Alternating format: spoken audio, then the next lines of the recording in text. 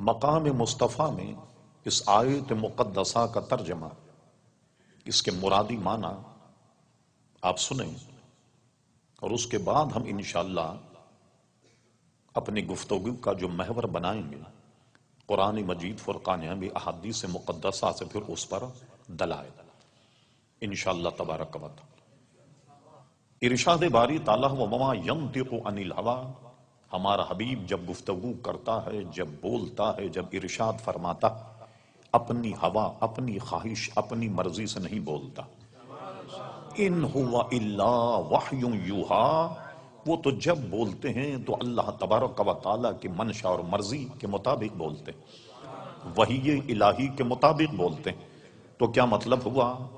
آپ اندازہ لگائیے مقام مصطفیٰ، اور میں بہت آسان تقریر کرنے کا عادی، عموماً میری تقریر علماء کے لیے نہیں عوام کے لیے ہوتی، یہ تو علماء کی مہربانی کہ وہ تشریف لائے اور جلوہ گر۔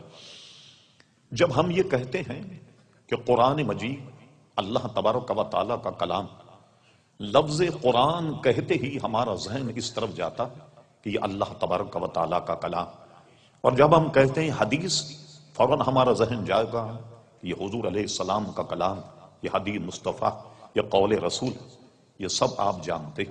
اب میں آپ سے پوچھتا ہوں کہ جب ہم کہیں قرآن تو ہم مان لیتے ہیں کلام الہی، جب ہم کہیں حدیث ہے ہم کہیں گے کلام مصطفیٰ صلی اللہ علیہ وسلم، لیکن آپ نے غور کیا کہ بولنے والا تو ایک ہے مگر کلام دو؟ ابھی غور کیا آپ نے؟ بولنے والے تو ایک لیکن کلام دو ہے۔ اللہ تبارک و تعالیٰ بھی فرمائے تو اپنے حبیب کی زبان سے، پیارے مصطفیٰ کہیں تو بھی اپنی زبان سے۔ اب اگر حضور ہمیں نہ بتاتے کہ یہ قرآن مجید ہے، ہمیں پتہ لگتا؟ یہ میں ان کو اشارہ کر رہا ہوں جو اپنے آپ کو اہل قرآن کہتے اور کہتے ہیں حدیث کی ضرورت نہیں ہے، اس کو تو اٹھا کر کے سمندر میں ڈال دیا جائے۔ یہ بتاؤ کہ تمہیں یہ بتایا کس نے کہ یہ قرآن مجید فرقان حمید؟ اگر حضور نہ بتاتے کہ یہ قرآن مجید فرقان حمید ہے، کیا ہمیں پتہ لگتا؟ ہمیں پتہ چلتا کہ کلام مجید ہے، قرآن مجید ہے؟ ہمیں پتہ تو نہیں لگتا۔ تو قرآن مجید فرقان حمید کے بتانے والے بھی پیارے مصطفیٰ، اور خود کلام کریں اپنی زبان سے، وہ احادیث مقدسہ۔ ایک بات اور ذہن میں رکھیے کہ ہے تو بولنے والے ایک، کلام دو ہیں۔ ہم نے شاید پہلے بھی کہا، لوگ کہتے ہیں کہ احادیث مقدسہ پر کوئی توجہ نہ دی جائے، ذریعہ رب گفتگو ہے، اسے اٹھا کر دریا میں ڈال دیا جائے۔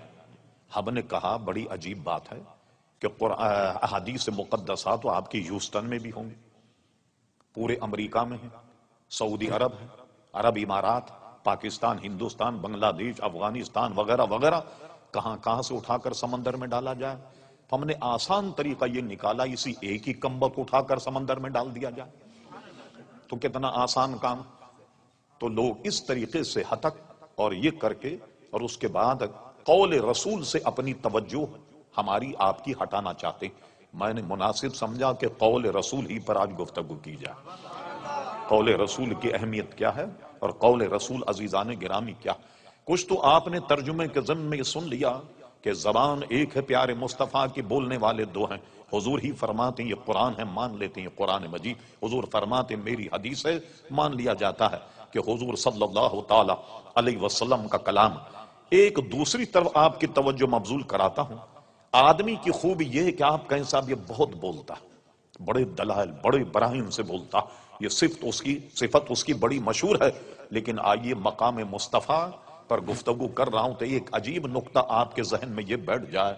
حضور علیہ الصلوۃ والسلام احادیث کی جو اقسام ہیں ان میں ایک قسم تو یہ ہے کہ قول رسول حضور علیہ السلام بولیں، آپ نے کچھ فرمایا نہیں، راوی کہتا ہے حضور کا چلنے کا طریقہ یہ تھا، وہ بھی حدیث، کھانے کا طریقہ یہ تھا، یہ بھی حدیث، پینے کا طریقہ یہ تھا، یہ بھی حدیث، سونے کا طریقہ یہ تھا، یہ بھی حدیث، اٹھنے کا طریقہ یہ تھا، یہ بھی حدیث، چلنے کا طریقہ یہ تھا، یہ بھی حدیث ہے۔ حضور علیہ السلام کے سامنے کوئی کام کیا جائے اور حضور خاموش ہو جائیں تو اس کو کہتے ہیں حدیث تقریری۔ علماء سے پوچھئے کیا مطلب ہوا کہ حضور علیہ السلام کے سامنے کوئی بات کی جائے، اگر وہ درست نہ ہوتی تو حضور سکوت نہیں فرماتے۔ ایک مثال دیتا ہوں ضمناً، حضور ایک دسترخوان پہ جلوہ گر ہے، ایک بچہ بیٹھا ہوا، اس نے اپنا ہاتھ بڑھا کر حضور کی رکابی سے ایک نوالا اٹھانا چاہا، حضور نے فوراً اسے روک دیا، اپنے سامنے سے کھاؤ۔ کیوں؟ کہ یہ ایک دسترخوان کی وزاداری کے خلاف کہ آدمی خود بیٹھ کر کسی کی رکابی میں سے نوالا اٹھائے، تو اتنی غلطی کو بھی حضور فراموش نہیں کرتے۔ حضور کے سامنے کوئی غلط بات ہو فوراً حضور علیہ السلام اس کو ٹوک دے، اور نہ ٹوکیں وہ حدیث تقریری بن جائے۔ لیجئے نتیجہ یہ نکلا کہ میرے آقا چلیں تو حدیث، پھریں تو حدیث، اللہ اکبر بیٹھیں تو حدیث، کھانا کھائیں تو حدیث، پیئیں تو حدیث، ارے بولیں تو حدیث، چپ رہیں تو حدیث، بولیں تو بھی حدیث اور خاموش ہو جائیں تو بھی حدیث۔ یہ ہے مقام مصطفیٰ صلی اللہ تعالی علیہ وسلم۔ اب آئیے قول رسول کی اہمیت۔ قرآن مجید کی 2 آیت آپ سن چکے، میں سورہ یوسف کی چند آیتوں کا ترجمہ آپ کے سامنے رکھتا۔ آپ نے سنا یوسف علیہ السلام خواب کی تعبیر کا بہت علم رکھتے، اور اس امت میں حضرت محمد ابن سیرین رضی اللہ عنہ تعبیر کا بڑا علم رکھتے تھے۔ ان کی تصنیف تعبیر رؤیا، خواب کی تعبیر پر سب سے بڑی کتاب حضرت علامہ محمد ابن سیرین، اللہ تبارک و تعالی نے حضرت یوسف علیہ السلام کو تعبیر، خواب کی تعبیر رؤیا کا علم عطا فرمایا۔ آدمی کہیں شہرت حاصل کر لے، بلندی پر پہنچ جائے، کچھ لوگ جلنے والے بھی پیدا ہو جاتے ہیں جو اس کو نیچے گرانے کی کوشش کرتے ہیں، ڈی گریڈ کرنے کی کوشش کرتے ہیں۔ مثال کے طور پر، یہ مثالیں سمجھانے کے لیے ہوتی ہیں، ایک بادشاہ تھا، ایک عالم دین کو اور علماء کو بہت نوازا کرتا تھا۔ جب آ رہے نظرانے دے رہا، وزیر صاحب کو بڑی تکلیف ہوئی۔ ایک دن انہوں نے سوچا کوئی مولوی آئے، اس سے کوئی اہم مسئلہ پوچھا جائے تاکہ پتہ لگ جائے کہ کتنے پانی میں۔ ایک دن مولانا بیٹھے ہوئے ہیں، بادشاہ نے انعام اکرام سے نوازا۔ وزیر اعظم نے کہا مولانا ایک مسئلہ ذرا بتائیے۔ کہا کیا مسئلہ؟ کہنے لگے یہ بادشاہ سلامت کی ہتھیلی میں بال کیوں نہیں؟ سمجھ گئے مولانا، تاڑ گئے۔ کہنے لگے بھائی بادشاہ سلامت کی ہتھیلی میں اس لیے بال نہیں ہیں کہ یہ بہت مخیر، دیتے ان کی ہتھیلی کے بال گھس گئے۔ اچھا مولانا آپ کی ہتھیلی میں بال کیوں نہیں؟ کہنے لگے میاں بڑے سیدھے آدمی ہوں، تم ان کے دیتے گھس گئے، میرے لیتے گھس گئے۔ اچھا اس نے فوراً پیترا بدلا۔ کہنے لگے اچھا مولانا یہ بتائیے کہ بادشاہ کے تو دیتے گھس گئے، عالم کے لیتے گھس گئے، تو میرے ہتھیلی پہ بال کیوں نہیں؟ کہنے لگے کمال ہے، تم بھی بڑے سیدھے آدمی ہو، بادشاہ کے تو دیتے گھس گئے، میرے لیتے گھس گئے، تمہیں کچھ نہیں ملتا تو ہاتھ ملتے گھس گئے۔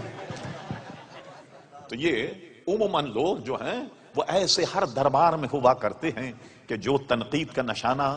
عزیزان گرامی، اب کیا ہوا؟ یوسف علیہ السلام نے بلندی حاصل کر لی تعبیر رؤیا میں۔ 2 حاسدین آئے، انہوں نے کیا ڈرامہ کیا؟ یہ پورا قرآن مجید سورہ فاتحہ موجود ہے، علماء کرام یہاں موجود ہیں۔ کہنے لگے ہم نے سنا ہے کہ آپ خواب کی تعبیر کا علم رکھتے، میرا عنوان آپ کے ذہن میں رہے، میں چاہے ہنسی کی بات کروں مگر اپنے عنوان پر بالکل قائم رہوں گا، بالکل، تاکہ یہ بات آپ کے ذہن میں راسخ ہو جائے آج۔ کہنے لگے ہم نے سنا ہے کہ آپ خواب کی تعبیر کا علم رکھتے ہیں۔ کہا اللہ تعالیٰ نے مجھے دیا۔ کہنے ہم نے دونوں نے ایک خواب دیکھا۔ کہا بتاؤ کیا خواب دیکھا؟ اس نے اپنا خواب بتایا، آپ کا ٹائم بچانے کے لیے مجھے اور بھی گفتگو کرنی، اپنا خواب بتایا۔ دوسرے نے کہا تم نے کیا خواب دیکھا؟ انہوں نے اپنا خواب بتایا۔ آپ نے ایک کو فرمایا کہ تو کسی دربار میں ساقی لگے گا، اور دوسرے سے کہا تجھے پھانسی ہو جائے گی، تجھے سزائے موت ہو جائے گی۔ اب جب دونوں نے تعبیر سن لی، خوب ہلنے لگے، ہو جمالو کرنے لگا، پتہ لگ گیا آج کیا آپ خواب کی تعبیر کا کتنا علم رکھتے ہیں۔ کہا ہم نے تو سرے سے کوئی خواب دیکھا ہی نہیں، اور آپ نے تعبیر بتا دی۔ تو بتا رہا کہ آپ تعبیر جب بتائی تو معلوم ہو کہ آپ خواب کی تعبیر کا علم نہیں رکھتے۔ خوب ہنس ٹھٹا، اللہ کے نبی سے ٹھٹا اور مذاق، بے ادبی سے اللہ تعالیٰ بچا۔ الحمدللہ اہل سنت جماعت اس سے بچے ہوئے۔ اب دیکھیے اللہ کے نبی کو جلال آ گیا، سنے قول رسول کی اہمیت۔ فرما اچھا تو تم نے خواب نہیں دیکھا؟ تم نے بھی خواب نہیں دیکھا؟ تم سے میں نے کیا کہا کہ تم شاہی کسی دربار میں ساقی لگو؟ تم سے کیا کہا کہ تمہیں سزائے موت دی جائے گی؟ فرما تم نے اگرچہ خواب نہیں دیکھا مگر سنو ہوگا وہ جو یوسف کی زبان سے نکلا، وہی ہوگا جو میری زبان سے نکلا۔ مذاق کرنے آئے، ٹھٹا کرنے کے لیے آئے، یہی ہوا کہ ایک ساقی لگا دوسرے کو پھانسی لگی۔ اللہ اکبر۔ تو آپ نے دیکھا جو اللہ کے نبی کے دہن سے نکل جائے وہ عزیزان گرامی پتھر کی لکیر، اعلی حضرت امام اہل سنت مجدد میت حاضرہ صاحب الحجت القاہرہ المؤید ملت طاہرہ مولانا شاہ احمد رضا خان فاضل بریلوی فرماتے حکم نافذ ہے تیرا، خامہ تیرا سیف تیری دم میں، جو چاہے کری دوڑ ہے شاہ تیرا۔ کہ جو دہن سے نکل جائے وہ پتھر کی عزیزان گرامی لکیر۔ اب آئیے قرآن کے بعد اب آئیے حدیث شریف، علماء موجود ہیں، ابو داؤد شریف کتاب العلم اس میں حدیث موجود ہے، مشکات کے بھی غالباً کتاب العلم میں ہے۔ حضرت عبداللہ ابن عمرو ابن عاص، یہ عبداللہ ابن عمر نہیں، یہ عبداللہ ابن عمرو ابن عاص رضی اللہ تعالیٰ عنہ، یہ کہتے ہیں کہ میں حضور کی خدمت میں ہوتا، جو کلمہ حدیث کا نکلتا میں اسے لکھ لیا کرتا۔ کیا مطلب ہوا کہ لکھنے کا رواج یہ بہت پرانا ہے۔ لوگ کہتے ہیں کہ 200 بار 300 400 سال کے بعد لکھی گئی، ارے پورا فن پڑھیے آپ۔ اس زمانے میں روایتیں کیسے ہوتی کہ جیسے ہم اپنے بچوں کو قرآن یاد کراتے، علماء محدثین اس طریقے سے حدیثیں یاد کیا کرتے۔ امام بخاری کو کئی لاکھ حدیثیں یاد تھیں، اور امام بخاری ایک مرتبہ سمرقند یا تاشقند پہنچے، وہاں کے علماء نے انہیں گھیر لیا، کہا امام بخاری ہماری خواہش یہ ہے کہ ہمیں ایک ایک اپنے شیخ کی ایک ایک حدیث سناؤ۔ اب مجھ سے پوچھیں مولانا آپ کے کتنے استاد ہیں، میں 8-10 کے نام لے لوں۔ مولانا پوچھیں بھئی 10-15 استاد کے نام لے، لوگوں کے ذہن میں تھا کہ 10-15 حدیثیں بیان کریں۔ امام بخاری سنبھل کر کے بیٹھے اور علماء کا جناب اجتماع، اور امام بخاری نے ایک شیخ کی ایک حدیث بیان کی تو علماء کہتے ہیں 1000 حدیثیں بیان کی، 1000 حدیثیں بیان کی، کہ گویا 1000 علماء سے خدمت میں آپ رہے اور آپ نے 1000 حدیث سے ایک ایک حدیث بیان کی اپنے ایک استاد۔ تو آپ نے دیکھا اس کی مشقت میں لوگ جاتے اور جناب حدیثوں کو یاد کرتے زبانی اور پھر لکھا کرتے۔ اور ہم نے یہ بھی پڑھا امام بخاری کے احوال کہ جناب امام بخاری رحمت اللہ تعالی علیہ جب ڈکٹیٹ کرواتے، املا کرواتے تو 70 ہزار آدمی ان کے مجمع میں ہوتا۔ اس قدر لوگ ان سے استفادہ عزیزان گرامی کیا کرتے تھے۔ تو یہ سارا علم اس کے بعد کیا ہوا، زبانی لوگ یاد کرنے لگے۔ آپ نے نام سنا ہوگا doctor Hamidullah Khan of Paris, بہت بڑے محقق تھے اس دور، اور مسلمانوں کے صف اول کے محقق۔ ایک مرتبہ ہمارے یہاں نواز شریف صاحب جب پہلے وزیر اعظم تھے، انہیں پیرس سے پاکستان بلایا، سرکاری پروٹوکول پر یہ آئے۔ ہمارے یہاں ریاست بھاولپور کی یونیورسٹی میں انہوں نے 14 لیکچر دیے۔ وہ 14 لیکچر اس فقیر کے بعد محفوظ ہیں۔ ہوتا یہ کہ لیکچر کے بعد میں طلبہ ان سے سوال کرتے، وہ سوالوں کا جواب دیتے۔ ڈاکٹر حمید اللہ صاحب نے اس لیکچر میں ایک بات یہ کہی کہ میں دنیا کے کتب خانوں کو میں نے چھان مارا اور میں نے حضرت ابو ہریرہ رضی اللہ تعالیٰ عنہ کی لکھی ہوئی 2 حدیث کی کتابیں پائیں۔ 2 حدیث کی کتابیں میں نے تلاش کی دنیا کے لائبریری میں۔ لیجئے تو اب آپ کے ڈاکٹر صاحب کریں کو علامہ یا مولوی نہیں کہہ رہا، کیونکہ ڈاکٹر کی بات ذرا لوگوں کی سمجھ میں زیادہ آ جاتی، مولوی کے حساب سے ڈاکٹر کی بات ذرا زیادہ لوگ سمجھ لیتے ہیں۔ یہ تو ڈاکٹر صاحب کہہ رہے ہیں آپ کے کہ حضرت ابو ہریرہ رضی اللہ تعالیٰ عنہ کی 2 جو تصانیف ہیں وہ میں نے دنیا کے کتب خانوں میں دیکھی۔ غرض یہ کہ علماء نے بے شمار گھوم کر جا کر احادیث مقدسہ کتنی کہاں کہاں تک گئے۔ مشکات شریف کتاب العلم دوسری فصل سب سے پہلی حدیث، کثیر بن قیس رضی اللہ عنہ روایت کرتے میں دمشق میں ابو دردہ رضی اللہ عنہ یہ مدینہ شریف سے دمشق آ گئے اور دمشق کی جامع مسجد میں درس حدیث دیا کرتے۔ فرماتے ہیں کہ میں بیٹھا تھا، ایک شخص آیا مسافر کھڑا ہو گیا حضرت ابو دردہ کے سامنے، وقت مناسب کہنے لگا یا ابا دردہ میں تمہارے پاس جانتے ہو کائے کے لیے آیا؟ اس کے سیاق و سباق سے پتہ لگتا میں کوئی تاجر نہیں، کوئی سامان لے کر آیا ہوں، یہاں بیچنا چاہتا ہوں یا یہاں سے کچھ خرید کے لے جاؤں اور مدینہ شریف میں جا کر اس کا سودا کروں گا، کچھ کماؤں۔ صرف مجھے ایک چیز یہاں لائی ہے، اور کہاں سے آیا جانتے ہو؟ میں مدینۃ الرسول سے تمہارے پاس آیا ہوں۔ کہاں مدینہ شریف، کہاں دمشق، نہ ریل گاڑی، نہ جہاز، نہ گاڑیاں، کوئی سواری نہیں، خچر، گدھا، اونٹ، گھوڑا، اس کے سوا کون سی سواری؟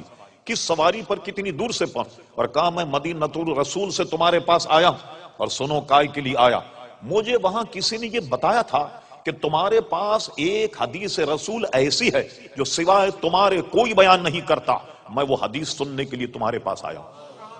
لوگوں نے اتنی مشقت شاقہ اٹھائیں اور ہم ایک قلم سے چوکڑی لگا دیں کہ حدیث شریف کچھ نہیں ہے۔ یہ عزیزان گرامی ہے کیا؟ ایک وبال، یہ دنیا کی تباہی۔ یہ ہو کیوں رہا؟ یہ اس لیے ہو رہا کہ جو اس کا سبجیکٹ نہ ہو اس پر وہ گفتگو کرے۔ ڈاکٹر کا کام کیا قرآن مجید کا ترجمہ کرنا؟ کیا پروفیسر صاحب کا کام قرآن کی تفسیر بیان کرنا؟ یہ کہ عجائب چھچورا پن ہمارے یہاں ہو گیا۔ اور ہوشیار رہیے کہ جناب دن میں ناچ رہے ہیں، رات میں قرآن کی تفسیر بیان کریں۔ لوگ کہتے ہیں واہ واہ واہ، دیکھا آپ نے پبلک بھی کیسی داد دے رہی کہ دن میں ناچ رہا اور قرآن مجید کی تفسیر بیان کرا، رات میں دن میں گانے گا رہا اور رات میں قرآن مجید کی تفسیر بیان کر رہا۔ ایک صاحب تھے، ہمارا مزاج دیکھی، وہ کمپیوٹر سے آیت نکال کر پڑھ کر تلاوت کر کے تفسیر بیان، کیمرہ لگ جاتا کمپیوٹر پہ، قرآنی آیت وہ ترجمہ کرتے۔ لوگ کیا کہتے؟ صاحب کمپیوٹر پر دیکھ کے آیت پڑھتا۔ اور ہمارے جیسا مولوی 20 آیت پڑھ دے بغیر کمپیوٹر کے، اپنے ذہن اور اپنے دل اور دماغ پر بھروسے میں، وہ کمال نہیں، کمپیوٹر پہ دیکھ کے آیت پڑھتا۔ وہ دیکھا آپ نے کتنا جناب وہ مشہور اور معروف ہے۔ یہ ہمارا مزاج عزیزان گرامی ہو کر رہ گیا۔ صحابہ نے، تابعین نے، تبع تابعین نے، علماء مجتہدین نے احادیث کے اخذ کرنے میں جو جو صعوبتیں اٹھائی ہیں، اللہ اکبر، اس کا آپ اندازہ نہیں لگا سکتے عزیزان گرامی۔ اور اس میں اتنا محتاط تھے کہ اس کی وجہ سے اسماء الرجال کہہ کے علم وضع ہوا کہ جو حدیث کے 5 اگر راوی ہیں، ایک ایک کی جان پڑتال کیجئے، یہ 5 کون ہیں؟ یہ بکر ہے، کہاں کا رہنے والا، اس کے باپ کون، والدین کیا، بیک گراؤنڈ کیا ہے، کسی سے قرضہ لے کر بھاگ تو نہیں گیا، کہیں جھوٹ تو نہیں بولا، کسی پر ظلم تو نہیں کیا، کبھی کوئی شرعی تعدیب تو اس پر نہیں لگی۔ ایک ایک آدمی کی جانچ پڑتال کی جاتی۔ امام بخاری کی تاریخ دیکھ، فرماتے ہیں میں نے اپنی تاریخ میں جو ہزاروں کے نام لکھے، ایک ایک آدمی کے حال سے میں واقف ہوں۔ میں نے تو زخامت سے بچنے کے لیے بڑے کم احوال لکھے۔ یہ اسماء الرجال ایک علم وضع ہوا، ہر ایک آدمی کی جانچ پڑتال عزیزان گرامی کی جاتی۔ ایک حدیث لینے کے لیے پہنچے، جس سے حدیث لینی، وہ ایک تھیلا پکڑے اپنے گھوڑے کو بلا رہے تھے، آ گھوڑا آ گیا۔ جب اس نے تھیلے میں منہ ڈالا تو انہوں نے فوراً تھیلا گھوڑے کے منہ میں پکڑ لیا، پکڑنے کے بعد اس کو باندھ دیا۔ جو حدیث لینے آیا اس نے کہا اوہ، اس نے تو گھوڑے کو دھوکہ دیا، دھوکہ دے کر کے پکڑا کہ اس کے تھیلی میں چارہ، اور بلا کر کے انہوں نے اس سے حدیث نہیں لی۔ فرما جو جانور کو دھوکہ دیتا وہ آدمی کو بھی دھوکہ دے سکتا۔ اتنا محتاط انداز اختیار کیا محدثین نے، اور ہم نے چوکڑی لگا دی، حدیث کوئی چیز نہیں۔ گفتگو طویل نہ ہو جا، حضرت عبداللہ ابن عمرو ابن عاص فرماتے ہیں جو بات حضور کی زبان سے نکلتی میں اسے لکھ لیا کرتا۔ قریش کے کچھ لوگ میرے پاس آئے اور مجھ سے کہا یا عبداللہ، تم اپنے نبی کی ہر بات لکھ لیتے ہو، کبھی وہ غصے میں بھی ہوتے ہو، کبھی شفقت اور پیار محبت کے عالم، تم تو لکھ لیتے ہو یہ حدیث ہے۔ کیا مطلب تھا ان کا؟ مقصد یہ تھا بتقاضۂ بشریت، حضور غصے میں ہو، کوئی بات ایسی کہہ دیں جو خلاف واقع، اور تم تو لکھ دو گے کہ یہ حدیث۔ حضرت عبداللہ نے لکھنا موقوف کر دیا۔ اس کے بعد حضور علیہ السلام سے پوچھا یا رسول اللہ صلی اللہ علیہ وسلم، میں اپنی یاد کے لیے حدیثیں لکھ لیا کرتا، قریش کے کچھ لوگ آئے اور مجھ سے کہا کہ تم تو ہر بات لکھ لیتے ہو، حضور کبھی غصے میں بھی ہوتے ہیں، کبھی شفقت و مہربانی کے عالم میں، تو کیا مطلب تھا غصے میں ہو تو کچھ ایسی بات کہہ دے جو خلاف واقعہ، اور تم ہر بات لکھ لیتے۔ میں نے لکھنا موقوف کر دیا۔ اب ارشاد فرمائے میں کیا کروں؟ حضور نے ارشاد فرمایا، سنیے، فرمایا یا عبداللہ، اپنے دھن کی طرف، ابھی کہتے ہیں اشارہ کیا اپنے زبان کی طرف، یا عبداللہ جو بات یہاں سے نکلے تو اسے لکھ لیا کر، اکتب، جو نکلے لکھ لے، قسم خدا کی مجھ پر کیفیت کچھ بھی ہو مگر میری زبان سے سوا حق کے کچھ نہیں نکلتا۔ یہ معیار دیکھا آپ نے؟ کہا مجھ پر کیفیت کچھ بھی ہو مگر میری زبان سے وہ حق کے کچھ نہیں نکلتا۔ اس لیے علماء اہل سنت نے لکھا نہ حضور کے قول میں کوئی غلطی ہو سکتی ہے اور نہ حضور کے فعل میں کوئی غلطی ہو سکتی۔ وجہ کیا ہے؟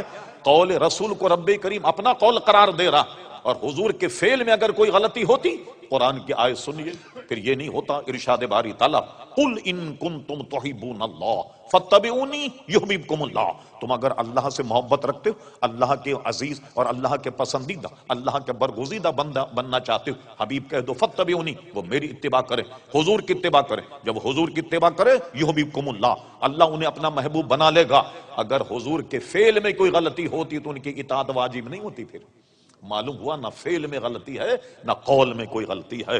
کم سے حدیث سے آپ نے سمجھ لیا کہ حضور علیہ الصلوۃ والسلام فرماتے مجھ پر کیفیت کچھ بھی ہو مگر میری زبان سے سوائے حق کے کچھ نہیں نکلتا۔ تو جو بھی حضور ارشاد فرمائے سمجھ لیجیے پتھر کی لکیر ہے۔ اب میں آپ کے سامنے صرف دو حدیث، دو واقعے آپ کے سامنے رکھتا ہوں جس سے اندازہ لگائی۔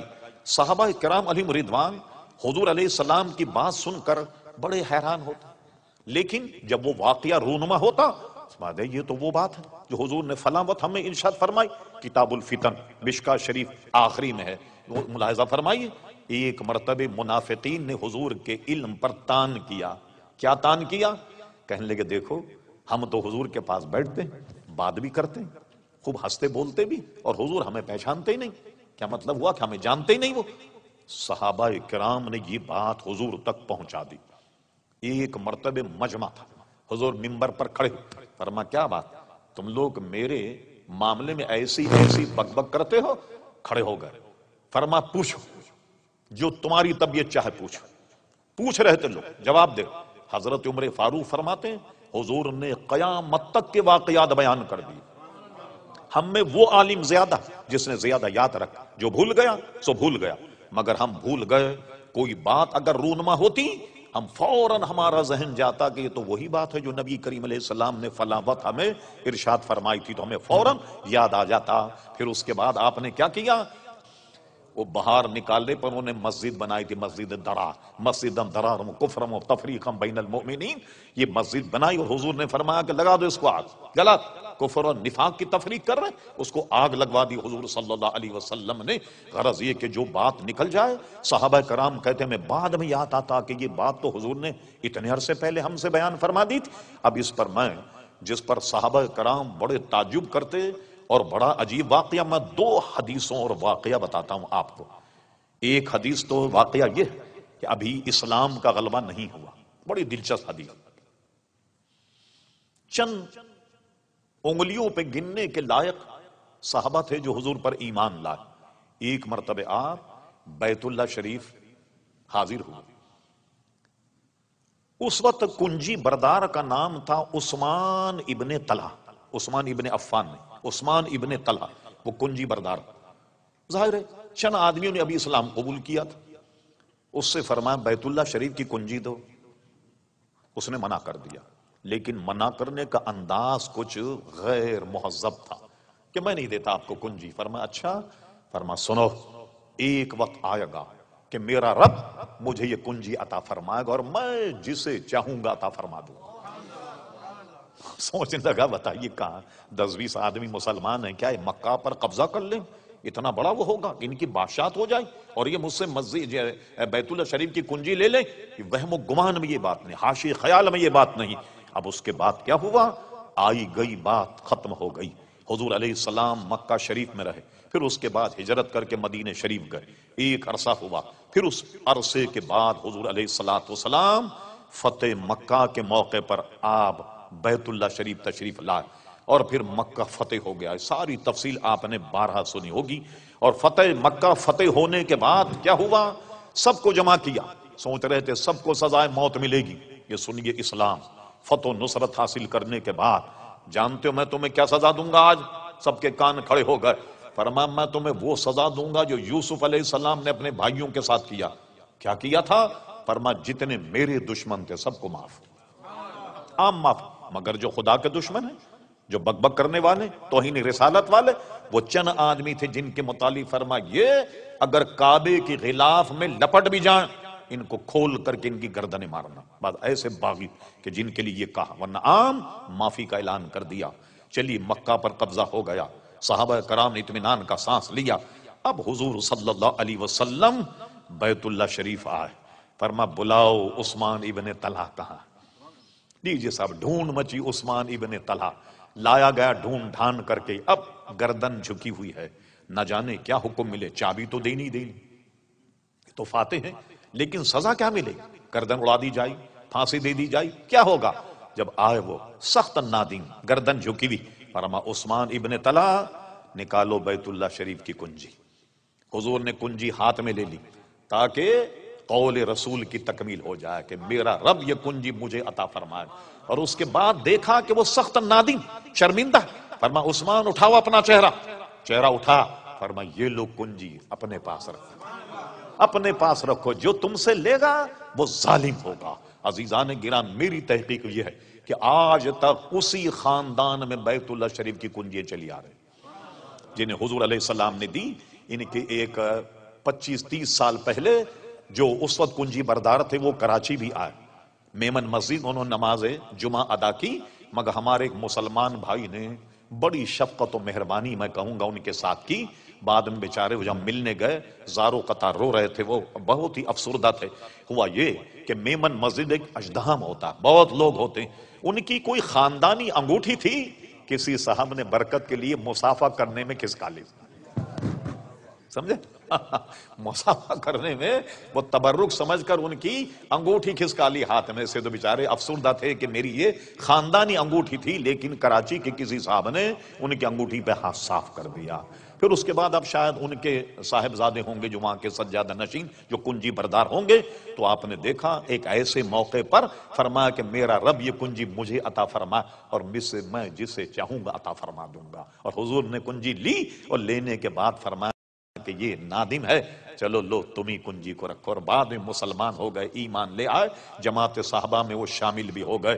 تو آپ نے دیکھا کہ جو بات حضور کے دہن سے نکلی، اس لیے امام اہل سنت کہتے ہیں وہ زبان جس کو سب کن کی کنجی کہیں، اس کی نافذ حکومت پہ لاکھوں سلام۔ ایک واقعہ، دوسری حدیث سنیے۔ حضور علیہ السلام نے ہجرت کی، حضرت علی کو بستر پر چھوڑا، امانتیں حضور کے پاس تھیں، اور آپ نے یہ سنا ہوگا کہ حضور علیہ السلام پر ایمان نہیں لائے لوگ، لیکن حضور کو امین اور صادق ضرور کہتے، یہ امانت دار۔ حضور اب رب کریم کا حکم آ گیا، ہجرت کے لیے نکلے، حضرت علی کو بستر پر لٹایا، اور اس کے بعد جب نکلے تو چاروں طرف لوگ گھیرے ہوئے تھے الیاذ باللہ حضور علیہ السلام کو قتل کرنے کے لیے۔ اور حضور علیہ السلام نے کیا کیا؟ حدیث شریف میں آپ سورہ یاسین تلاوت کرتے ہوئے نکلے، اور جب لوگوں کے سامنے سے گزرے یہ آیت قرآن کی حضور کے دہن پر تھی، وَجَعَلْنَا مِن بَيْنِ أَيْدِهِمْ سَدًّا وَمِن خَلْفِهِمْ سَدًّا فَأَغْشَيْنَاهُمْ فَهُمْ لَا يُبْصِرُونَ۔ حضور نے یہ آیت پڑھی، سارے کافر اندھے ہو گئے، کوئی حضور کو نہیں دیکھ پایا۔ آپ چلے گئے، آپ نے سنا ہوگا واقعہ، غار ثور میں چلے گئے، یہاں بھی نظر نہیں آئے، اور ایک روایت میں کہ غار ثور کے ارد گرد گھومنے لگے کافر، وہاں بھی حضور نظر نہیں آئے۔ لیجیے آپ مجھ جیسے مولوی سے پوچھے مولانا یہ بتائیے کہ حضور جسم اور جسمانیت رکھتے تھے تو نظر کیوں نہیں آئے؟ بھائی میں کہوں گا یہ حضور کا معجزہ تھا اس لیے نظر نہیں آئے، آپ بھی سمجھ لیں گے بات۔ لیکن آئیے ہم اعلیٰ حضرت امام اہل سنت مجدد دین و ملت پروانہ شمع رسالت عظیم البرکہ عظیم مرتبت مولانا شاہ احمد رضا خان فاضل بریلوی کی دیوڑی پر جاتے ہیں۔ حضور یہ بتائیے، ہم نے مولانا سے مسئلہ پوچھا تو انہوں نے کہا بھئی ایک حضور کا معجزہ نظر نہیں آیا، آپ بتائیے حقیقت حال کیا؟ امام اہل سنت نے کیسے ٹیکنیکل انداز میں سمجھایا، فرما جان ہے، جان کیا نظر آئے، جان ہے، جان کیا نظر آئے، کیوں عدو گرد غار پھرتے ہیں؟ ارے حضور جان ہے، اور جان آدمی کے بہت زیادہ قریب ہوتی ہے، بوجہ اقرب، بوجہ قریب ہونے کے، اس لیے حضور علیہ السلام نظر نہیں آئے۔ اور آپ بار سن چکے وہ جان اس کائنات کی جان، ای جہاں او جہاں، وہاں کے جہاں کی جان، میری جان، آپ کی جان، اور مجھ سے پوچھو میں کہوں گا وہ ایمان کی بھی جان۔ اور امام اہل سنت کہتے ہیں اللہ کی،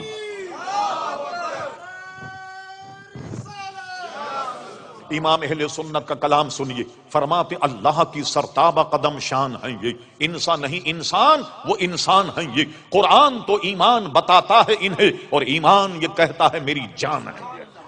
حضور علیہ السلام تو ایمان کی بھی جان ہے، آپ سمجھے کیوں نظر نہیں آئے؟ کہ جان ہے، جان کیا نظر آئے، کیوں عدو گرد غار پھرتے ہیں دشمنوں، کیوں غار کے ارد گرد گھوم رہے، وہ تو جان ہے، جان بھی کہیں نظر آتی ہے۔ چلیے صاحب غار ثور میں بیٹھے رہے، اللہ کا حکم تھا، 3 دن قیام کیا، اس کے بعد نکلے۔ یہاں ادھم ہو گیا، بڑے بڑے کھوجی لگ گئے۔ یہ آج کل کے کھوجی، یہ تو ان کے نزدیک پانی بھریں۔ آپ پڑھیے اس زمانے کے کھوجیوں کا حال یہ تھا کہ آدمی کے پیر کا نشان دیکھ کر شکل پہچان لیا کرتے تھے، جیسے آج کل انگوٹھا لگا کر لوگوں کو پہچان لیا جاتا ہے، وہ پیر کا نشان دیکھ کر آدمی کو پہچان لیا کرتے۔ یہی وجہ کہ ابو بکر صدیق جب گئے غار ثور تو پورا پیر زمین پر نہیں رکھا، ایڑی اٹھا لی اور پنجوں کے گل گئے، پنجوں کے بل گئے، تاکہ کسی کو انسانی پیر کا نشانی نہ ملے۔ اللہ اکبر۔ اور ایسا عظیم پہاڑ ہے وہ، دیکھیے اس کو پورا سر کر کے، اور حضور علیہ السلام کو غار ثور میں عزیزان گرامی چھوڑا۔ اب سنیے، حضور علیہ السلام غار سے نکلے، نکلنے کے بعد اب سفر جاری، سفر کر رہے ہیں۔ کچھ دیر جب گئے تو انہوں نے کیا کیا، 100 اونٹ رکھے تھے انعام، کہ جو حضور کا کھوج لگائے 100 اونٹ اس کو انعام میں دیے جائیں۔ اس وقت یہ عرب شریف کا سب سے بڑا انعام تھا، 100 سرخ اونٹ یہ دیا جائے۔ جو کھوجی کھوج لگا رہے ہیں سب کی کھوپڑی میں 100 اونٹ تھے سرخ، یہ ملے گا ہمیں۔ کوئی کھوجی نہیں پہنچ پایا، ایک کھوجی پہنچ گیا۔ اللہ اکبر۔ صدیق اکبر کبھی پیچھے کبھی آگے، خطرہ پیچھے دیکھتے ہیں تو پیچھے آ جاتے، آگے خطرہ دیکھتے ہیں تو آگے آ جاتے ہیں۔ چل رہے ہیں، پیچھے سے کوئی گھوڑے کے ٹاپ کی آواز آئی۔ حضور نے اپنی گردن شریف گھمائی، فرما کیا سراقہ ہے؟ ایسے گھوما، واقعی وہ سراقہ تھا۔ ٹاپ کی آواز سن کر فرمایا کہ کیا سراقہ؟ واقعی سراقہ تھا، اور وہ حضور کو پکڑنے آیا تاکہ 100 اونٹ جو ہیں وہ حاصل کر لیں۔ فرما سراقہ قریب آیا، فرما سراقہ باز آ جا۔ اس کے تو سر میں کھوپڑی میں 100 اونٹ گھوم رہے، وہ کیسے باز آتا؟ حضور کو پکڑنے کے لیے لپکا، یہ بھی کمال ہے حضور کے دہن کا۔ فرما زمین پکڑ سراقہ، اتنا کہنا تھا کہ زمین نے اس کے پیروں کو پکڑ لیا گھوڑے کے، وہ گرتے گرتے بچا۔ کہنے لگا شاید یہ پہلی مرتبہ ہوا کہ حضور میں باز آ جاؤں۔ جی فرما زمین چھوڑ دے سراقہ، زمین نے سراقہ کو چھوڑ دیا۔ چلیے پھر 1-2 دفعہ ایسا ہوا، لیکن اس کو یقین ہو گیا کہ اگر میں نہیں مانا تو زمین میں دھس جاؤں گا۔ کہنے حضور مجھے معاف فرما دیں آپ، اور آپ جائیے، اور اب میں کسی کو بھیجوں گا بھی نہیں آپ کی طرف کہ میں نے کھوج لگا لیا، تاکہ کوئی دوسرا آدمی آپ کو پکڑے، آپ چلے جائیے۔ حضور کے دہن سے یہ بات نکلی، سراقہ تو مجھے پکڑنے آیا؟ میں تو تیرے ہاتھ میں کسرا کے کنگن دیکھ رہا، میں تو تیرے ہاتھ میں کسرا کے کنگن دیکھ رہا ہوں۔ یہ بتائے آپ کو یہ جملہ کیسا ہے، کسرا کے کنگن دیکھ رہا ہوں؟ ایک دور آئے گا قیصر و کسرا کو مسلمان فتح کریں، اور کسرا جو بادشاہ اس کو پکڑیں، حکومت پر قبضہ ہو جائے، اور اس کے ہاتھ میں ہیرے جواہرات کے سونے کے کنگن وہ نکالے جائیں گے، اور نکالنے کے بعد تیرے ہاتھ میں پہنائے جائیں گے۔ اس کی ڈیٹیل یہ، سراقہ میں تو تیرے ہاتھ میں سونے کے کنگن دیکھ رہا ہوں۔ یہ جملہ بالکل ایسا تھا کہ آپ مجھ سے ملیں تو آپ مجھ سے کہنے لگ جائیں مولانا سنا آپ امریکہ کے صدر بننے والے۔ ارے میں کہوں گا بھائی کوئی آدمی ملا نہیں آپ کو صبح سے، کوئی پاکستانی آدمی ملے مجھے اور وہ کہیں مولانا ہم نے یہ سنا ہے کہ آپ پاکستان کے صدر بننے والے۔ ارے میں نے کہا پچھلے صدر کا کیا حال ہے جو مجھے صدر بنا رہے ہیں؟ کیوں مذاق کر رہے ہو میرے ساتھ؟ مذاق ہوگا یا نہیں؟ کہا سراقہ میں تو تیرے ہاتھ میں سونے کے کنگن دیکھ رہا۔ لیجئے صاحب، سراقہ لوٹ گیا۔ اب لیجئے صاحب، حضور کے دہن سے نکل گیا، اور میں نے پہلے بتا کیا وما ينطق عن الهوى ان هو الا وحی یوحى، اس کو سامنے رکھی اور مقام مصطفیٰ سامنے رکھیے۔ حضور اس دنیا سے تشریف لے گئے، قیصر و کسریٰ فتح نہیں ہوئے۔ صدیق اکبر کا دور 2 سال کچھ مہینے کا، بڑی فتوحات ہوئیں، کسریٰ فتح نہیں ہوا۔ فاروق اعظم رضی اللہ عنہ جلوہ گر ہوئے، مسند خلافت پر قیصر و کسریٰ کو رون دیا پیروں سے مسلمانوں نے، اور پہنچ گئے ایران، اور جناب کسریٰ کو پکڑا، ایران فتح کر لیا، بڑی بڑی سپر پاوروں کو عزیزان گرامی ختم کر دیا۔ اور اس کے بعد کسریٰ کو پکڑا، اس کے ہاتھ سے کنگن نکالے، اور ایک بڑی سی رکابی میں ہیرے جواہر اور کسریٰ کے کنگن یہ سجا کر کے مدینہ شریف بھیجے گئے تحفے کے طور پر۔ فاروق اعظم رضی اللہ عنہ، حضور کسریٰ فتح ہو گیا، اور وہاں سے تحفہ آیا، فرما نہیں میں ہرگز نہیں لوں گا، جاؤ اس کو بیت المال میں داخل کر دیا جا۔ کہا حضور ذرا نقاب کشائی تو کیجئے، دیکھیے صحیح کیا آیا۔ حضرت فاروق اعظم رضی اللہ عنہ کیا کیا، جب کپڑا ہٹایا، اب جب 2 کسریٰ کے کنگن دیکھے، قول رسول یاد آ گیا۔ اللہ اللہ، فرما اے لوگو جاؤ सुराका को बुलाओ। सुराका कहा, एक ढूंढ मच गई। सुराका को पेश किया गया और सुराका का, सुराका इधर आओ और ये कंगन अपने हाथ में पहनो ताकि कौल रसूल की तकमील हो जाए।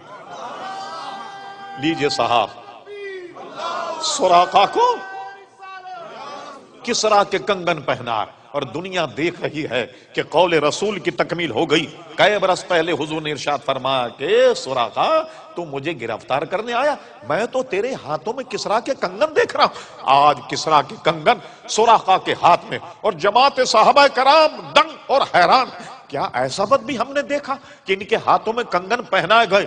अब मैं यहां कुछ अपनी तरफ से इस पर कुछ इसकी शरह करता हूं, जो मेरी दिमाग, जो मैंने समझा। ये बताइए आप, ये कंगन क्या थे? हीरे जवाहरात, और ये कंगन थे सोने के। पूरी जमात साहबा के सामने हजरत उमर फारूक ने कंगन पहना, फरमा इसको पहनो ताकि कौल रसूल तकमील हो जाए। अरे एक साहबी तो खड़े होकर के कहता, या अमीर अल-मोमिनीन, आपको हुजूर का कौल याद नहीं आया कि हुजूर ने एक मर्तबे एक हाथ में सोना लिया और एक हाथ में रेशम लिया और फरमा लोगों आगाह हो जाओ कि मेरी उम्मत के मर्दों पर ये सोना भी हराम है और ये रेशम भी हराम है। आपको इतना भी मसला मालूम नहीं? कुछ तो कहते, एक तो कोई ना कोई कहता या नहीं। हुजूर अलैहिस्सलाम ने मर्दों पर सोने को हराम कर दिया और रेशम को भी हराम किया। रेशम वो है जो असली रेशम है, जो कीड़े से पैदा होता। ये रेशम किस तरह पैदा होता? शहतूत के दरख्त पर एक कीड़ा होता, लोग इसको पालते हैं। शहतूत के पत्ते खान कर जैसे मकड़ी जाला बनाती है, इस तरीके से वो पिंडा बनाता और पूरा बनाने के बाद अंदर बैठ जाता। उसको चुपचाप से निकाल कर फिर दरख्त पर रख दिया जाता और वो धागे की लच्छी ले ली जाती। वो रेशम है जिससे रेशमी कपड़ा बनता। और हुजूर ने फरमाया सोने का। आज हमारे यहाँ मंगनी होती है, शादी से पहले बेगम अपने शोहर का हाथ पकड़ करके अंगूठी पहनाती, और शोहर नामदार जो होने वाले हैं वो भी बेगम का हाथ पकड़ को सोने की अंगूठी पहनाती। अरे निकाह से पहले ये क्या मामला? एक गैर औरत का हाथ पकड़े या औरत मर्द का हाथ पकड़े, मर्द औरत का हाथ पकड़े। और हमारे यहाँ ये भी है कि शायद आपके यहाँ तो नहीं होगा, खवातीन चूड़ियां पहनती हैं, चूड़ी पहनाने वाला एक नामहरम औरत का हाथ मल मला करके उसको चूड़ियां पहना रहा। अरे ये क्या बेशर्मी है भाई, एक औरत ये गैर मर्द के हाथ में हाथ दे रही और ये सोने की अंगूठी दूल्हे को दी जा रही। और दूल्हा जो है सोने की अंगूठी चलो खातून को तो पहना, मगर उससे अभी तो निकाह भी नहीं हुआ, किस तरह पहना रहा? ये रिवाज कैसे हो गया? और आज बुरा मत मानिएगा, हक बड़ा कड़वा होता, चमन में तलख नवाई मेरी गवारा कर, मेहमान समझ के माफ कर दीजिएगा। आज तो हमारे नौजवान हार डालने लग गए गले में, सोने की जंजीर डाले हुए। अल्लाह अकबर, देखा यहां चैन पड़ी हुई, यहां चैन पड़ी हुई, अल्लाह, इसीलिए तो बेचैनी। सब हराम है। ये तो सोना इस्तेमाल मर्द के लिए तो जायज ही नहीं कि गले में सोना और जनाब यहां सोना और अंगूठी भी सोने की और जनाब एक एक्स्ट्रा, जनाब घड़ी तो घड़ी एक एक्स्ट्रा और जनाब एक कड़ा और जनाब जंजीर डाल ली जाती। ये सारी चीजें तो हराम। एक साहबी उठ करके कहता, या अमीर अल मोमिनीन, आपको हुजूर की हदीस याद नहीं रही कि हुजूर ने फरमाया कि मेरी उम्मत पर सोना और रेशम हराम, और आपने सोना जो है वो सुराका को पहना दिया, क्यों नहीं बोला कोई? सुनिए वजह क्या है। वजह उसकी ये है कि ये मसला सब जानते थे कि अल्लाह के कारखाने के मेरे आका ऐसे मालिक हैं, अरे जिसको चाहे हराम कर दें, जिसको चाहे हलाल कर दें। वो हुजूर अलैहिस्सलाम की जबान, आपका दहन। ये लोग कहते हैं हुजूर बड़े कानूनदां थे। मैं कहूंगा कानूनदां नहीं, वाकई बहुत अच्छे कानूनदान थे, मगर कानून साज हैं। जो दहन से निकल जाए जुमला, रब्बे करीम का वही कानून है। जो दहन से जुमला निकल जाए समझ लो मर्जी मौला वही, समझ लो कि मनशा इलाही जो है वही है। सब जानते थे कि हुजूर अलैहिस्सलाम ने सबको तो हराम कहा, मगर इनके लिए जो कहा है कि किसरा के कंगन पहनोगे, उस हराम से इनका इस्तिस्ना कर दिया। देखा आपने, इसी को आला हजरत इमाम अहले सुन्नत कहते हैं। मैं तो मालिक ही कहूंगा कि हो मालिक के हबीब, यानी महबूब मुहिम में नहीं मेरा तेरा। आपने अंदाज लगाया मकाम मुस्तफा। चलिए एक तो ये मसला था सोने का। अब मैं आपसे पूछता हूं, ये बताइए कि जब हुजूर ने फरमाया सुराका तेरे हाथ में सोने के कंगन पहनाए जाएंगे, मुझे जवाब दीजिए, अगर ईरान फतेह ना होता कंगन कहां से आता? कौले रसूल का क्या बनता? एक बात। दूसरी बात आप ये समझिए, अगर सुराका का इंतकाल हो जाता, किसके कंगन पहनाए जाते? जरा गौर कीजिए। हाँ, किसके कंगन पहनाए जाते? अल्लाह अल्लाह, मालूम हुआ कि हुजूर ने यह भी जमानत दे दी कि किसरा फतेह होगा। اور سراقہ کو کہا تیری موت نہیں آئے گی جب تک کہ تجھے کنگن نہ پہنا دیے جائیں. کہیں ایسا نہ ہو کہ تیرا انتقال ہو جائے تو لوگ کہیں گے حضور تو کہہ گئے تھے کہ تیرے ہاتھ میں سونے کے کنگن اور تیرا انتقال ہو گیا, کسے کنگن پہنائے جائیں. قول رسول کی تکذیب ہو جاتی, مگر اللہ اللہ رب کریم اپنے محبوب کی ہر بات کی لاج رکھتا. جب تک کسرا کا فتح نہیں ہوا حضرت سراقہ اس وقت تک زندہ تھے تاکہ وہ زندہ رہیں, اور ان کو زندگی کی ضمانت دے دی کہ جب تک کسرا کے کنگن نہیں پہنائے جائیں گے تیرا انتقال نہیں ہوگا. اور دوسرا یہ کہ کسرا فتح ہوگا, فتح نہ ہوتا تو پھر کیا ہوتا. یہ ہے وہ قول رسول کی جناب حکم نافذ ہے تیرا, خامہ تیرا سیف تیری دم میں جو چاہے کرے دور ہے شاہ تیرا. اس قسم کی میں کئی حدیثیں بیان کر دوں آپ کے سامنے, ایک حدیث بیان کرے. اب ہم آتے ہیں ذرا دیگر بزرگان دین کے واقعات. حج کا حکم آیا, دیکھیں میں بڑا اختصار کر رہا ہوں. حج کا حکم آتی فرمایا تم پر حج فرض کر دیا گیا. کسی نے یہ سوال کر لیا, لوگ عموماً فالتو سوال نہیں کیا کرتے حضور سے, نہ جانے دہن سے کیا نکل جائے. کہا حضور کیا ہر سال کرنا پڑے گا؟ آپ نے سکوت فرمایا. تھوڑی دیر کے بعد فرمایا سنو, جب تم نے مجھ سے سوال کیا ہر سال, اگر میں ہاں کہہ دیتا ہر سال تمہیں حج کرنا پڑ جاتا. اگر میرے دہن سے نکل جاتا کہ ہاں ہر سال تمہیں حج کرنا پڑتا. اب سنو, زندگی میں ایک مرتبہ حج فرض ہے, ایک مرتبہ حج کرنا ہوگا. اور اللہ اکبر, تو آپ نے دیکھا قول رسول صلی اللہ علیہ وسلم کی اہمیت. اب آئیے ذرا سا یہ آپ نے سمجھ لیا. اب آئیے صحیح ستہ میں حدیث فرما بعض خاصان خدا ایسے ان کے کپڑے وغیرہ بہت میلے کچیلے ہوتے ہیں, تم اپنے قریب نہیں ان کو پھٹکنے دو, مگر اللہ تعالیٰ کے ہاں ان کا مقام یہ ہے کہ کسی بات پر قسم کھا بیٹھیں, قسم خدا کی ایسا ہوگا, اللہ تعالیٰ ان کے قول کو پورا کرتا. کسی مسئلے میں قسم کھا لیں کہ قسم خدا کہ ایسا ہوگا, اللہ تعالیٰ ان کے قول کی لاج رکھتا اور ان کی قسموں کی لاج رکھ کے واقعے کو ویسا بنا دیتا کہ جیسا کہ اس نے قسم کھائی. یہ حضور کے صدقے میں عزیزان گرامی, اولیاء کرام علیہم رضوان کا بھی عزیزان گرامی یہ مقام. اب آئیے دو ایک واقعے میں اور بتاتا ہوں. شیخ محقق شاہ عبدالحق محدثی دہلوی, جو بزرگوں کے دہن سے بات نکل جائے, غور کیجیے مضمون یہ ہمارا. شیخ محقق شاہ عبدالحق محدثی دہلوی رحمۃ اللہ تعالی اپنی کتاب اخبار الاخیار میں لکھا. آپ میں کوئی گجرات کے صاحب ہوں گے, احمد آباد میں مزار شاہ عالم رحمۃ اللہ تعالی علیہ, بہت مشہور مزار. ان کی شہرت کی وجہ کیا ہے کہ وہ عالم دین تھے, اپنے علماء کو سبق پڑھاتے, دور حدیث. ایک مرتبہ بیمار ہو گئے, طلبہ کا 8-10 دن کا نقصان ہو گیا, سبق نہیں پڑھا پایا اپنے تئیں. 8-10 دن کے بعد وہ ایک تخت پر بیٹھتے, اس تخت پر بیٹھے اور کفے افسوس کہ بہت برا ہوا, 8-10 دن میں بیمار رہا اور تمہیں سبق نہیں پڑھا سکا اور ناغہ ہو گیا سبق کا. انہوں نے کہا نہیں صاحب آپ تو روز ہمیں سبق پڑھاتے رہے. انہوں نے کہا روز سبق پڑھاتے رہے. کہا میں تو بیمار تھا, یہ معمہ بن گیا. سرکار ابد قرار پیارے مصطفیٰ ان کے خواب میں آئے, کہا شاہ عالم تیرے طلباء کا نقصان ہو رہا تھا اس لیے 8-10 دن ہم نے سبق پڑھایا, ہم نے سبق پڑھایا. تو جس تخت پر وہ سبق پڑھایا گیا بعد والوں نے اس تخت کو اٹھا لیا. اب اس کے بعد کوئی نہیں بیٹھ, اٹھانے کے بعد ایک درخت میں لٹکا دیا, جو آج بھی درخت میں لٹکا ہوا. اور مشہور یہ ہے گجرات میں, پورے ہندوستان میں, اس تخت کے نیچے کوئی آدمی اگر جائے تو پیارے مصطفیٰ کی جلوہ گری کی برکت سے اس کی دعا قبول ہو جاتی.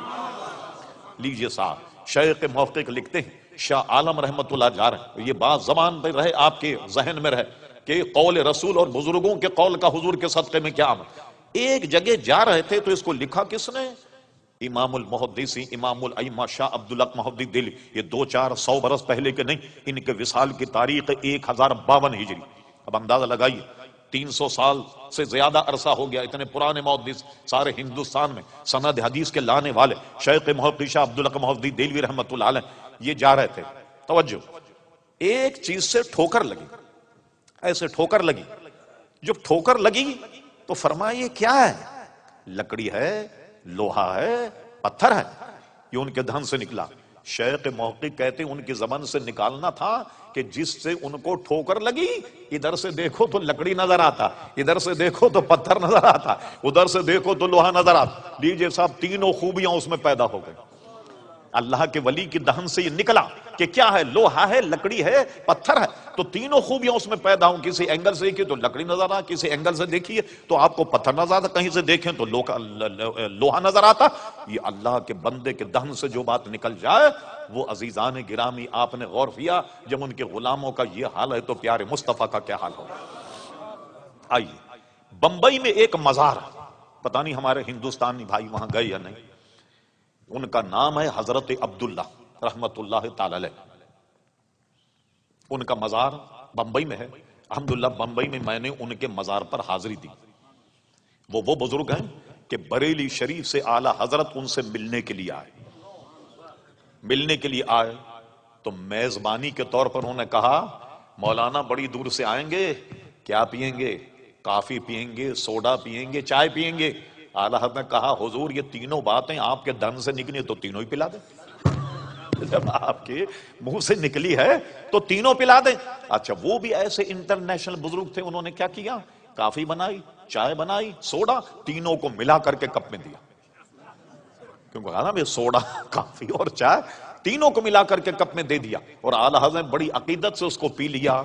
آپ سن کر حیران ہوں گے آج بھی ان کے مزار پر لنگر یہی چلتا ہے، چائے، کافی اور جناب سوڈا، یہ تینوں کو پلا کر کے گلاس میں دے کر گلاس میں جاتا ہے کہ اعلی حضرت نے یہ کہا لہذا جتنے زائرین مزار پر آنے والے وہ گویا یہی پئیں، سوڈا، کافی اور جناب چائے ملا کر کے چھوٹے چھوٹے کپوں میں یہ دی جاتی. تو آپ نے دیکھا جو بزرگوں کے دہن سے نکل جائے، اللہ اکبر، اللہ تبارک و تعالی اس میں کیسی برکت اور کیسا ایک دوسرے کا قدر کیا جاتا. اب آئیے وقت کافی ہو چکا، ایک واقعہ اور سنا کر کچھ مختصر گفتگو. وہ یہ ہے کہ ایک اعلی حضرت کے زمانے میں نواب تھے، ان کا نام تھا نواب امجد علی. وہ شکار کو گئے اور ہرن پر نشانہ باندھ کر جب گولی چلائی، جانے نشانہ خطا ہو گیا، کیا ہوا، گولی کسی اور کے لگ گئی اور آدمی مر گیا. لیجئے صاحب مقدمہ چلا، آدمی کا انتقال ہو گیا. مقدمے میں برطانوی کوٹ اور کچہری تھی، ان کو سزائے موت سنا دی گئی. سزائے موت سنا دی، فلاں وقت فلاں دن اتنے وقت پر ان کو سزائے موت دی جائے گی. چلیے صاحب سزائے موت انہوں نے سن لی، کال کوٹری منتقل کر دیے گئے، بلیک وارنٹ ان کو دکھا دیا گیا. اور اس کے بعد جب آخری ملاقات کرنے کے لوگ آئے تو وہ حضرت، لوگوں نے کہا کھسک گئی ہے نواب صاحب کی. بھئی آدمی تو صبح مرنا ہے اور ہنس رہا مسکرا رہا، اس کو پرواہ ہی نہیں مرنے. تو انہوں نے کہا کیا مسئلہ کیا ہے؟ ارے کہنے لگے مجھے تو ان کا باپ بھی پھانسی نہیں دے سکتا، تم بے فکر ہو، صبح میں آؤں گا ناشتہ کروں گا گھر آ. لوگ یہی سمجھے کہ کھسک گئی ہے نواب صاحب. مرنے والے بھائی انگریز برطانوی راجے، کسی کی سفارش نہیں، کچھ نہیں، اور صبح ان کو پھانسی ہونے والی. مگر وہ بالکل اطمینان، چہرے پہ ان کے کوئی جھرری نہیں، کوئی جناب پریشانی کا عالم نہیں، اور کہہ رہے ہیں کہ تم صبح انتظام کرنا، میں ناشتہ گھر آ کر کے کروں گا. کسی کی بات سمجھ میں نہیں آئی. لیجئے جناب، آئی گئی رات گزر گئی، صبح جب ہوئی تو لوگ ان کی میت لینے کے لیے آئے. نواب صاحب زندہ باہر. ارے ان سے پوچھا کیا ہوا؟ نواب صاحب پھانسی پہ چڑھ گئے، پھندا گلے میں ڈل گیا. جب بھی نواب صاحب کہہ رہے ہیں تم مجھے پھانسی نہیں دے سکتے، نہیں دے سکتے پھانسی. جو پھانسی دینے والے وہ بھی پریشان تھے، ایسے وقت آدمی کی کچھ ادھر ادھر ہو جاتا ہے دماغ، تو وہ بھی ترجمے. بالکل عین وقت تھا بٹن دبانے کا، اچانک کسی نے دروازہ کھٹکھٹایا اور دروازہ کھٹکھٹا کہا ملکہ وکٹوریا کی تاج پوشی کی خوشی میں آج جتنے بھی سزا موت پانے والے سب کو معاف کر دیا گیا، سب کو معاف کر دیا. اور وہ زندہ پھانسی کے پھندے سے اترے، اور جب لوگ ان کی میت لینے کے لیے آئے تو ان کو لے گئے، واقعی انہوں نے گھر جا کر کے ناشتہ کیا. کسی ان سے پوچھا کہ یہ یقین آپ کو کیسے تھا کہ مجھے پھانسی نہیں ہوگی؟ فرمایا بات اصل میں یہ ہے کہ 2 دن پہلے اعلی حضرت فاضل بریلوی میرے پیر و مرشد میرے خواب میں آئے اور مجھ سے کہا نواب امجد علی قسم خدا کی تجھے پھانسی نہیں ہوگی، نہیں ہوگی تجھے پھانسی. مجھے اپنے پیر و مرشد پر اتنا یقین تھا کہ یقیناً مجھے پھانسی نہیں ہوگی، اس لیے میں تم سے کہہ رہا تھا ناشتہ تیار رکھو اور میں گھر آن کر کے تمہارے ساتھ ناشتہ کو. بالکل چند منٹ یا چند سیکنڈ کا فاصلہ، اور فوراً کسی نے کہا ملکہ وکٹوریا کی تاج پوشی کی خوشی میں آج کے پھانسی پانے والے جتنے لوگ ان سب کو رہائی مل گئی۔ تو یہ حضور کے صدقے میں رب کریم نے بزرگان دین کو بھی عزیزان گرامی یہ ثمر اور یہ پھل عطا فرمایا۔